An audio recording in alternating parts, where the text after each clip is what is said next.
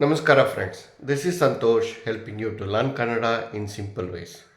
Today I am in kitchen and we will learn about 5 vegetables what we call in Kannada. Let's start.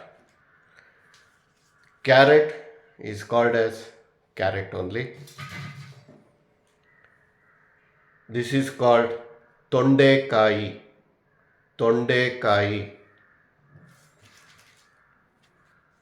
Brinjal ಬದನೆಕಾಯಿ ಬದನೆಕಾಯಿ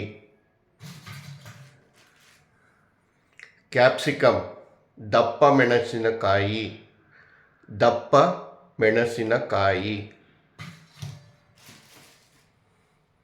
tomato is called as tomato.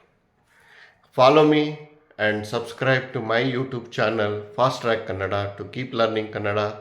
Thank you. Bye bye.